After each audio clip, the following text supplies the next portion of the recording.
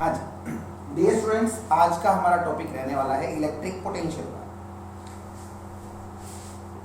Electric potential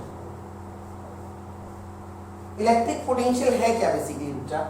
electric potential है, देखो अगर मैं आपको एक बात कहूं कि यहाँ पर एक चार्ज है Q और यहाँ पर एक स्मॉल q चार्ज यहाँ पर रखा हुआ है, इन दोनों के बीच में एक फोर्स लगेगी। क्यों लगेगी? क्योंकि दोनों ही चार्ज कैसे हैं बच्चा? पॉजिटिव, और एक दूसरे को क्या कर रहे हैं बेटा? रिपेल कर रहे हैं। सेम नेचर ऑफ चार्ज क्या करते हैं? रिपेल। अगर मैं इस चार्ज को इस वाले पॉइंट पर लेकर आना चाहूं तो मेरे को इसके ऊपर कुछ वर्क करना पड़ेगा। जितना मैं इसको यहां पर लेकर आने में वर्क करूंगा ना, वो किसमें स्टोर हो जाता है बेटा? पोटेंशियल के। तो अब पोटेंशियल की बात करते हैं। इलेक्ट्रिक पोटेंशियल है क्या? It is the work done in bringing a unit positive charge. किसको लेकर आना है बेटा? यूनिट पॉजिटिव चार्ज को from infinity to the given point. यानी एक +1 चार्ज को इंफिनिटी से यानी बहुत दूर से किसी पर्टिकुलर पॉइंट पर लेकर आने के लिए जितना काम करना पड़ा उसको बोलेंगे बेटा इलेक्ट्रिक पोटेंशियल। इलेक्ट्रिक पोटेंशियल को V से लिखते हैं बेटा। ये क्या होता है? टोटल वर्क पर यूनिट क्या? चार्ज। कहां से लेकर आए बच्चा? इसको हम लोग इंफिनिटी से किसी गिवन पॉइंट पर लेकर आए, ये इसका रिजल्ट आएगा। ये देखो रिजल्ट से देखा जाए, अगर मैं चार्ज की वैल्यू 1 लिखूं तो पोटेंशियल किसके बराबर आया? वर्क के बराबर। यानी एक यूनिट चार्ज को इंफिनिटी से किसी पॉइंट पर लेकर आने के लिए जितना काम करना पड़ेगा that work will be known as electric potential. अब अगली बात, इसकी यूनिट क्या होती है? वर्क को हम लोग मेजर करते हैं बच्चा जूल के अंदर, और चार्ज को मेजर करते हैं बेटा कूलम के अंदर। यानी जूल पर coulomb is the unit of electric potential, और इसको हम लोग बोलते हैं बेटा वोल्ट। क्या बोलते हैं बेटा? वोल्ट। जैसे कूलम पर सेकंड को हम लोग एम्पियर बोलते थे, जूल पर कूलम को हम लोग क्या नाम देंगे बेटा? वोल्ट। अब अगली बात, डिफाइन 1 वोल्ट। कोई पूछ ले कि 1 वोल्ट को डिफाइन करें तो हम लोग क्या बोलेंगे? If 1 joule of work is to be done to bring 1 coulomb of charge. अगर 1 जूल वर्क करना पड़े 1 कूलम चार्ज को लेकर आने में, then that potential is known as 1 volt. Clear? चलिए अब आगे बात आती है बेटा पोटेंशियल डिफरेंस की। पोटेंशियल डिफरेंस की सर, पोटेंशियल डिफरेंस को जनरली डेल्टा V से लिखते हैं। किससे लिखते हैं बेटा? डेल्टा V से। और ये भी क्या होता है बेटा? Work done per unit charge है। बट इसके अंदर डिफरेंस क्या है? देखो ऊपर वाले इलेक्ट्रिक पोटेंशियल के लिए हम लोग एक यूनिट चार्ज को कहां से कहां लेकर आए थे बेटा? इंफिनिटी से गिवन पॉइंट पर। बट यहां पर मैं किसी भी पॉइंट से किसी दूसरे वाले पॉइंट पर यानी A पॉइंट से B पॉइंट तक +1 चार्ज को लेकर आने में जितना काम करना पड़ा that work is known as electric potential difference. इसकी डेफिनेशन क्या होगी? Work done in bringing a unit positive charge from 1 point to another point. Result same रहने वाला है, ठीक है। डिफरेंस क्या था? एक के केस के अंदर हम लोग +1 चार्ज को इंफिनिटी से लेकर आ रहे थे, और दूसरे केस के अंदर एक पॉइंट से दूसरे पॉइंट के अंदर। जनरली हमें पोटेंशियल डिफरेंस से डील करना होता है।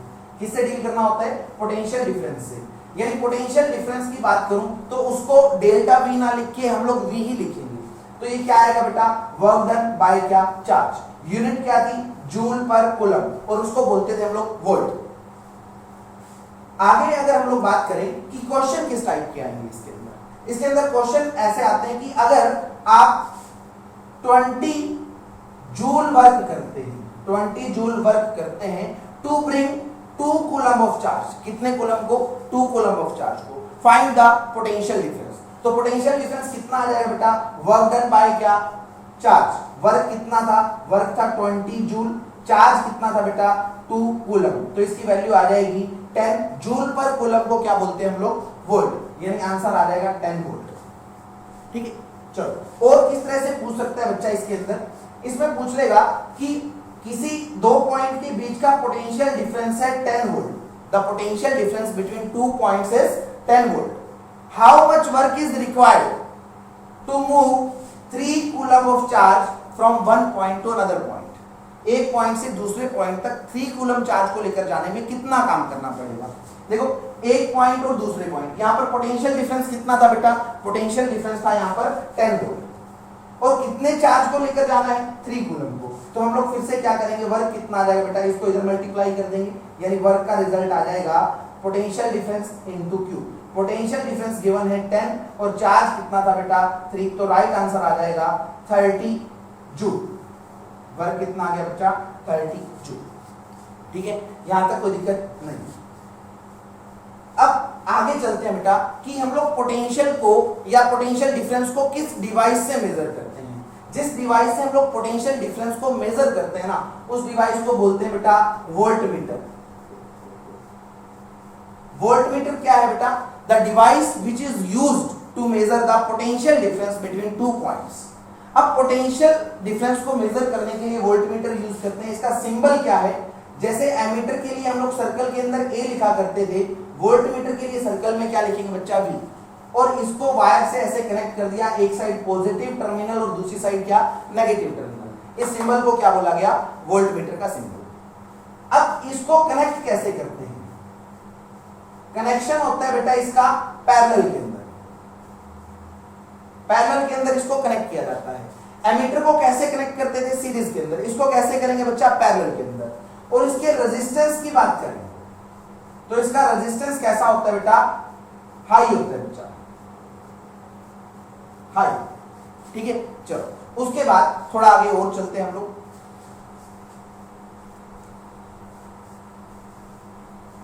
अब पोटेंशियल डिफरेंस बनता कैसे है, कैसे बना सकते हैं हम लोग पोटेंशियल डिफरेंस।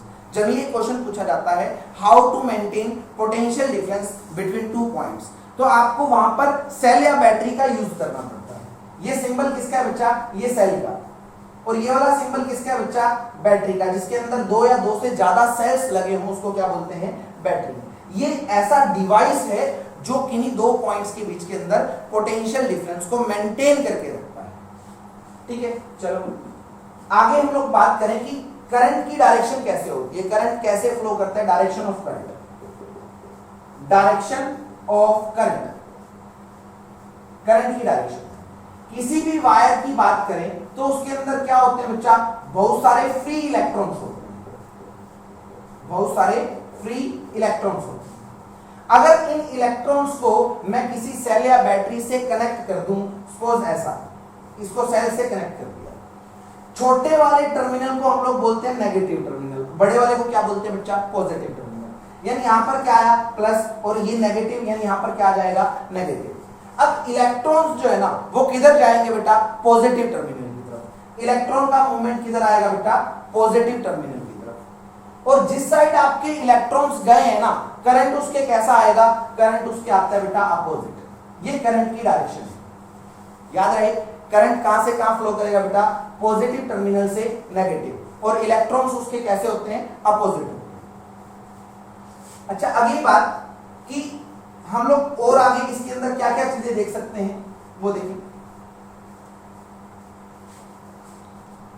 ओम्स लॉ की बात करनी होती है बच्चा। एक लॉ आता है जिसको बोलते हैं ओम्स लॉ।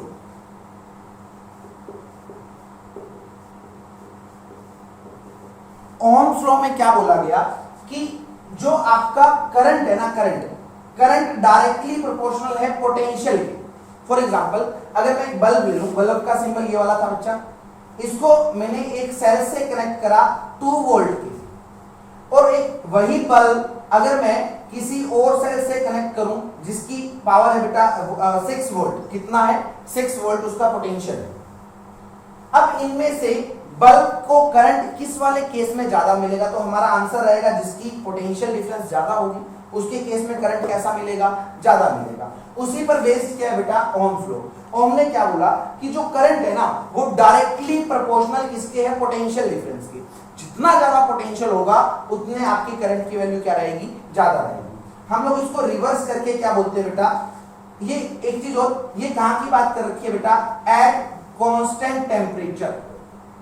यानी यहां पर टेम्परेचर कैसा होना चाहिए, कांस्टेंट। डेफिनेशन पूछ ले कि डिफाइन ओम्स लॉ, तो हमें बोलना है कि according to Ohm's law current is directly proportional to potential applied at constant temperature. याद रखना, टेम्परेचर कांस्टेंट होना चाहिए। इसको अगर मैं रिवर्स कर लूं तो V डायरेक्टली प्रोपोर्शनल क्या कर दिया बच्चा, I के। तो इस प्रोपोर्शनलिटी को हटाकर एक कांस्टेंट लगाया जाता है, उस कांस्टेंट को यहां पर क्या लिख दिया बेटा, R इंटू क्या I। हम लोग इसको याद कैसे करते हैं, V is equal to I R, V is equal to I R. ये R क्या है, ये कांस्टेंट है, किसको हटाकर लगाया, प्रोपोर्शनलिटी के लिए कांस्टेंट लगाते हैं जो, और इसका नाम क्या लिया गया बच्चा, इसका नाम लिया गया रेजिस्टेंस। क्या बोला गया इसको, रेजिस्टेंस। अब अगला क्वेश्चन कि रेजिस्टेंस है क्या, तो रेजिस्टेंस कितना आएगा बेटा, V अपॉन कितना I। देखो रेजिस्टेंस कितना आएगा, V बाय I, यानी पोटेंशियल पर यूनिट करंट। इसकी यूनिट क्या आएगी, पोटेंशियल डिफरेंस की जो यूनिट होती है वो कितनी होती है बेटा, वोल्ट, और करंट की क्या होती है, एम्पियर, वोल्ट पर एम्पियर, और इसको बोलते हैं बच्चा ओम। सिंबल क्या था, ये वाला, ठीक है। चलो अब आगे देखते हैं कि ये ओम्स लॉ कहां वैलिड करता है। अब अगला ग्राफ के स्ट्रक्चर में, ग्राफ की फॉर्म के अंदर हम लोग देखें, V इज इक्वल टू कितना आया था हमारा, आई, तो R को क्या लिखा था, V बाय I। अगर मैं ग्राफ प्लॉट करूं, ये वाली एक्सिस x एक्सिस और ये वाली axis y axis, x axis के ऊपर अगर मैं वोल्टेज ले लूंगा, क्या ले लिया, वोल्टेज, और y एक्सिस पर क्या ले लिया, करंट। जैसे जैसे हम लोग वोल्टेज बढ़ाएंगे तो करंट की वैल्यू क्या होती जाएगी बेटा, इंक्रीज। वोल्टेज मैंने बढ़ाई तो करंट क्या हो जाएगा, इंक्रीज, ये वाला पॉइंट। वोल्टेज और बढ़ाई तो करंट की वैल्यू क्या हो जाएगी, और इंक्रीज। जब ये ऐसा ग्राफ बन जाए, लीनियर ग्राफ बन जाए, तब उस वाले मटेरियल को हम लोग बोलते हैं ओहमिक। क्या बोलते हैं बच्चा, ओहमिक। कब, जब ये ग्राफ कैसा बने, लीनियर, ठीक है। अच्छा, अब दूसरी बात और देखें इसके अंदर। अगर मैं किसी पर्टिकुलर पॉइंट पर ये वाली बात करूं, ये वाली चीज, इस वाले पॉइंट पर ये करंट कितना था, ये करंट का चेंज आया, चेंज इन करंट, और ये चेंज किसका है बेटा, पोटेंशियल डिफरेंस का। और रेजिस्टेंस क्या होता है बेटा, resistance is the ratio of किसकी, V बाय I, यानी ये वाली चीज क्या है बेटा, डेल्टा V, यानी पोटेंशियल डिफरेंस। इसको डायरेक्ट आप V लिख लो, इसको क्या लिख लो, I लिख लो। ये क्या है, वोल्टेज में जितना चेंज आया, पोटेंशियल डिफरेंस में जितना चेंज आया, ये क्या है, I, ये V अपॉन I। और अगर मैं इस ट्रायंगल को ऑब्जर्व करूं, ये वाला एंगल मैं थीटा बोलूं, क्या बोल दूं बच्चा, थीटा, तो ये राइट एंगल ट्रायंगल है, थीटा के बिल्कुल सामने वाली चीज को हम लोग क्या बोलते थे बेटा, परपेंडिकुलर। क्या है बच्चा, ये वाली चीज है परपेंडिकुलर। और जहां पर 90 का एंगल बनता था वो क्या है बच्चा, बेस। और याद करो, परपेंडिकुलर बाय बेस क्या होता था, टेंजेंट थीटा, यानी ये किसके बराबर आया, टेंजेंट थीटा के बराबर। और इसको स्लोप बोलते हैं, क्या बोलते हैं इसको, स्लोप। आपको जब भी कोई क्वेश्चन दे दे, जैसे ये एग्जांपल ये वाला है, ये वाला मटेरियल है A और ये वाला मटेरियल कौन सा बेटा, B, और यहां पर आपको वोल्टेज दे रखी है और यहां पर दे रखा है करंट। आपसे पूछा गया which material has high resistance, कौन से वाले मटेरियल के पास रेजिस्टेंस हाई होगा। अगर मैं ये वाला एंगल देखूं तो ये किसने बनाया बेटा, A ने, थीटा, यानी इसके टेंजेंट की वैल्यू ये आएगी थीटा 1। अब B के लिए एंगल कैसा है बेटा, ज्यादा है, इसलिए एंगल कितना हुआ, थीटा 2। रेजिस्टेंस ऑफ A ये आएगा tangent of theta 1। Resistance of B कितना आएगा बेटा, टेंजेंट ऑफ थीटा 2। किसकी वैल्यू ज्यादा आएगी, जिसका एंगल ज्यादा है। एंगल किसका ज्यादा है, B का। तो आप क्या कहेंगे कि resistance of B is greater than resistance of A। ध्यान रहे, एंगल कहां से लेना है, I वाली एक्सिस से। I वाली एक्सिस से एंगल लेना है, जिसका एंगल ज्यादा बनेगा उसका रेजिस्टेंस डेफिनेटली क्या होगा बच्चा, ज्यादा होगा। ठीक है, चलो ये वाली चीज आपको क्लियर होती है। अगर कोई दिक्कत रहे तो आप उसको बैक करके देख सकते हैं बच्चा। अगली बात, अगर आपका स्ट्रक्चर ऐसा बने, ये वोल्टेज और यहां पर क्या ले लिया बेटा, ये वाली एक्सिस वोल्टेज और यहां पर करंट। अगर आपका ग्राफ ऐसा बने, नॉन लीनियर बने, तो उस वाले मटेरियल को हम लोग बोलते हैं बेटा नॉन ओहमिक। क्या बोलते हैं उसको, नॉन ओहमिक। यानी इस वाले केस के अंदर रेजिस्टेंस की वैल्यू बार बार क्या हो रही है, चेंज, और इस वाले केस के अंदर रेजिस्टेंस की वैल्यू हमेशा क्या रह रही है बेटा, सेम रह रही है। ठीक है, चलो ये था हमारा किसके बारे में बेटा, रेजिस्टेंस के बारे में, ओम्स लॉ के बारे में। अब रेजिस्टेंस की हम लोग एक्चुअल डेफिनेशन देखते हैं कि रेजिस्टेंस है क्या। हमें इतना तो पता चला ना कि रेजिस्टेंस किसकी रेशियो बेटा, V अपॉन I, बट है क्या उसको समझते हैं। ये वाले हमारे पास कोई मेटालिक कंडक्टर है, इसके पास बहुत सारे फ्री इलेक्ट्रॉन्स हैं। और जैसे इन फ्री इलेक्ट्रॉन्स को हम लोग किसी सेल या बैटरी की टर्मिनल से जोड़ दे तो इलेक्ट्रॉन्स क्या करना स्टार्ट करेंगे बेटा, मूव। इलेक्ट्रॉन किधर जाते हैं, पॉजिटिव टर्मिनल की तरफ, और करंट किधर जाता है बेटा, पॉजिटिव से नेगेटिव, यानी करंट की डायरेक्शन इलेक्ट्रॉन के मोशन से अपोजिट रहती है। ठीक है, अब जैसे इनको पॉजिटिव टर्मिनल मिला ना तो ये इलेक्ट्रॉन्स क्या करना स्टार्ट कर देंगे, मूव करना स्टार्ट कर देंगे, दौड़ना स्टार्ट कर देंगे। जैसे आप छोटे बच्चे थे, आपके स्कूल के अंदर जैसे ही बेल बजती थी तो आप एकदम से दौड़ना स्टार्ट करते थे, और जब दौड़ते थे तो दूसरे बच्चों से कोलाइड होते थे, टकराते थे, तो अगला आपको क्या कहता था, अरे देख नहीं चल सकता, यानी आपको वो क्या कर रहा है, अपोज कर रहा है, रोक रहा है चलने से।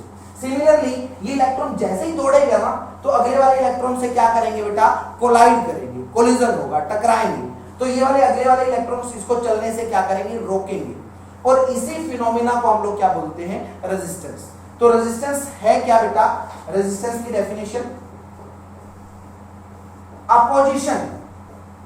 Opposition to flow of current या फिर इलेक्ट्रॉन्स, जो इलेक्ट्रॉन्स को या करंट्स को फ्लो करने से रोके, उस वाले फैक्टर को हम लोग क्या बोलते हैं बच्चा, रेजिस्टेंस बोलते हैं।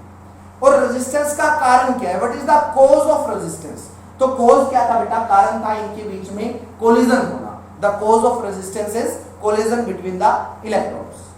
ठीक है, चलो ये रेजिस्टेंस किन किन चीजों पर डिपेंड करता है, अब वो वाली बात है। सपोज हमारे पास दो चीजें हैं, एक तो वायर ये वाली है और एक वायर हम लोगों ने इससे बड़ी ले ली।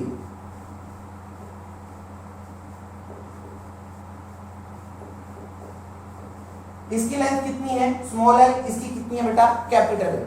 देखो इलेक्ट्रॉन्स के अंदर कोलिजन कब ज्यादा होगा, जब इस वाली वायर से क्रॉस होगा या बड़े वाली वायर से क्रॉस होगा। डेफिनेटली हमारा आंसर रहेगा सर जब वायर ज्यादा बड़ी होगी तब उनके अंदर कोलिजन कैसे रहेंगे, ज्यादा रहेंगे, ज्यादा दूर तक टकराते हुए जाएंगे। यानी रेजिस्टेंस डिपेंड करता है लेंथ के, कैसे, डायरेक्टली।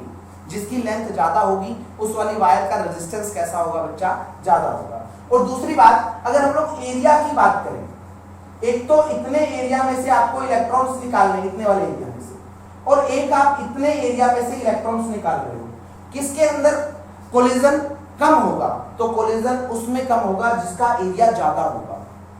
यानी रेजिस्टेंस इनवर्सली प्रोपोर्शनल किसके है बेटा, एरिया के।